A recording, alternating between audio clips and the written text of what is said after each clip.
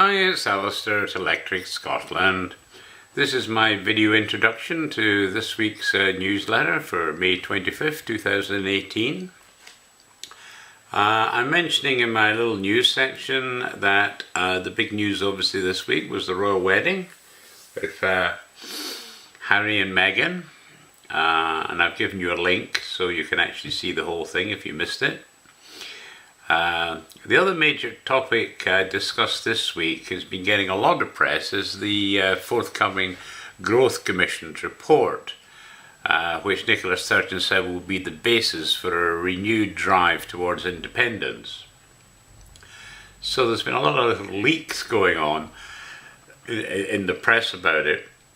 And in fact, one of the news stories is Chocoblog was asked to do an interview about it based on the leaks, essentially. So it's quite interesting to take his take, and I've given you a link to that.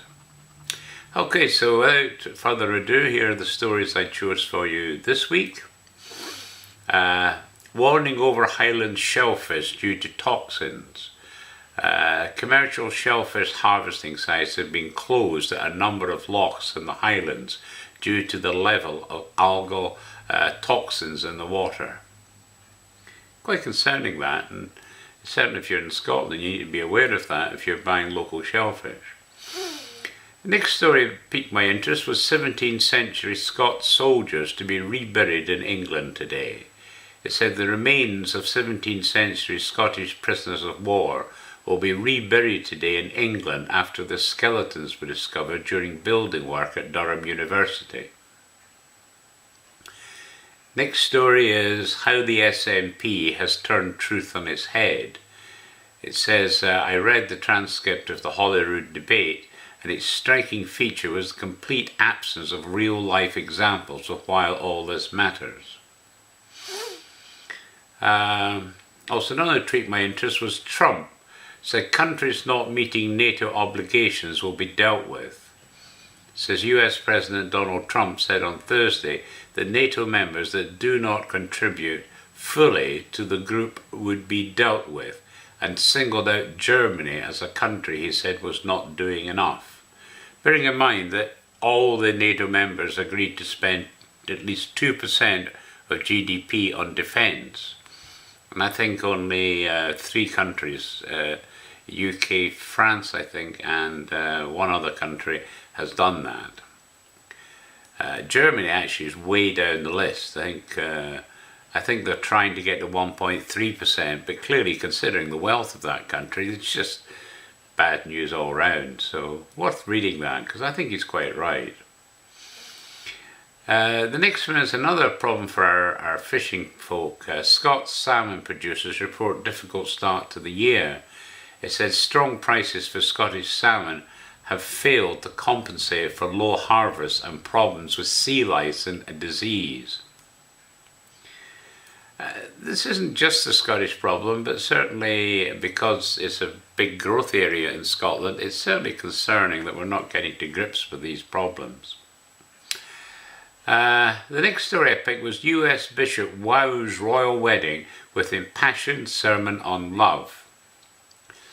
And certainly I was very impressed with it, I have to say. I really liked it. I thought it was great, and I thought it made me think a bit. It says African-American Bishop Michael Curry electrified the wedding of Prince Harry and Meghan Markle with a brainstorming sermon on the power of love that won smiles in the ancient British chapel and praise across the internet. So good on him. Next one is revive the Commonwealth Relations Office as an antidote to the EU.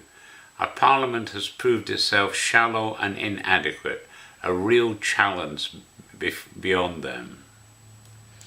Next one was support Finn's law and campaign. I certainly encourage you to read this, and certainly if you get back to me and let me know what's happening in your own countries, I'd be interested to hear. It says, to that end, I've launched our own campaign in Scotland to persuade the Scottish Government to introduce a new law to make it a criminal offence to harm or kill a service animal. Next story I picked was post-Brexit opportunities of CanZ UK are considerable and should be especially attractive to young people. So I thought that was a great article. Growth Commission will restart independence debate. Nicola Sturgeon will restart the debate on Scottish independence this week as the party's Economic Growth Commission report is published. That's one I said is coming out tomorrow, Friday. Rocket to make Scottish space history is a story I quite was interested in. It said plans are in place for the first rocket launch dedicated to a Scottish satellite. Next one is Jacob Rees-Mogg attacks government over Brexit weakness. It says outspoken Tory backbencher James Rees-Mogg launched an astonishing broadside against the government last night, accusing of abject weakness over Brexit negotiations. Alongside that, I've got senators take lead in post-Brexit trade deal. The US Congress has taken its first significant step towards a post-Brexit free trade deal by setting up a committee seeking an expeditious agreement with the UK. And this is one of the things that I had an idea in my mind that Donald Trump's going to hit the EU hard because of the huge trade deficit between the EU and the US. And I got a feeling he was just waiting till Britain left Brexit, then it wouldn't affect Britain. But, you know, maybe that's a bit far-fetched, but just a thought. Next story is New Zealand happy to forget the UK's betrayal. It was a story of breakup and betrayal and a long-distance relationship that went sour. But it's, again, if you're in the Commonwealth, interesting that. And the final story is Sustainable Growth Commission, jam tomorrow, gruel today.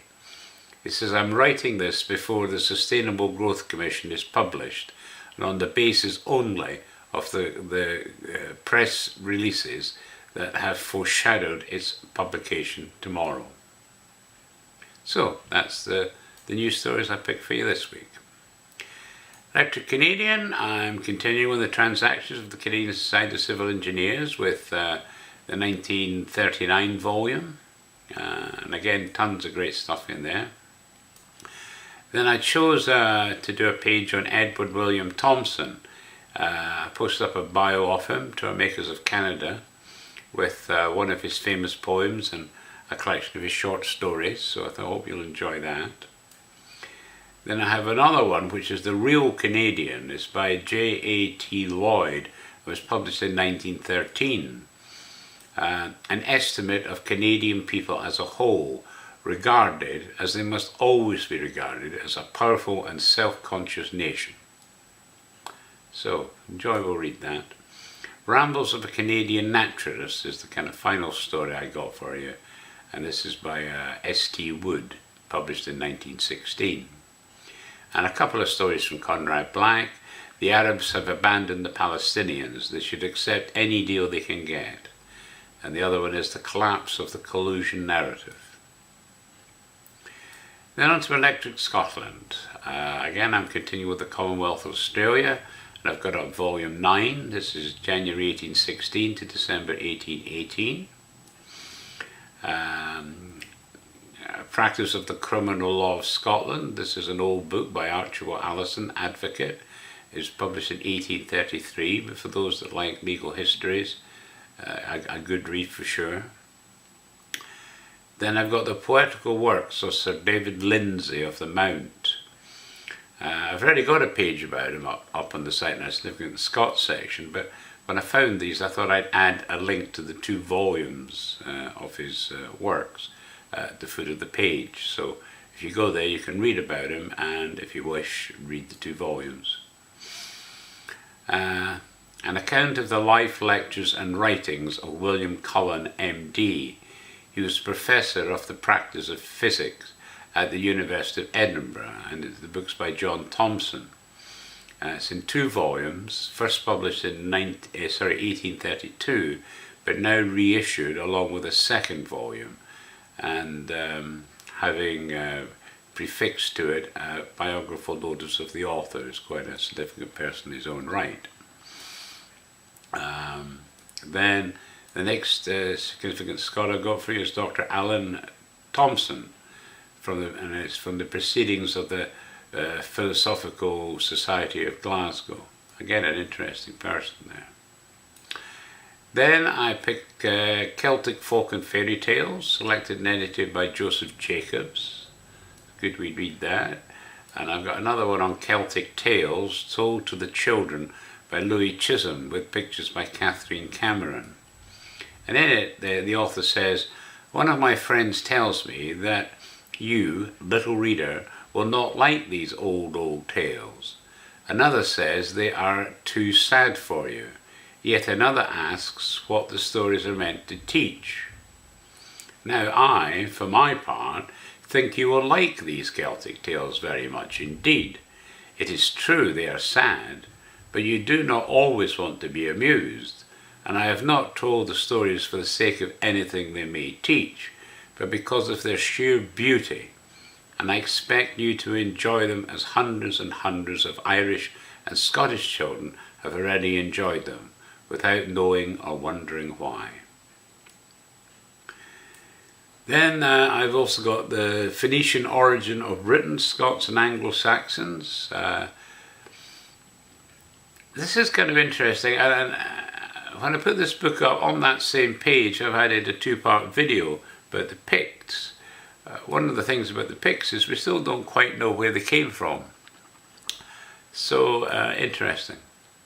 And then finally, I've given you another of the Proceedings of the Dumfriesshire and Galloway Natural History and Antiquarian Society, with a list of some of the contents.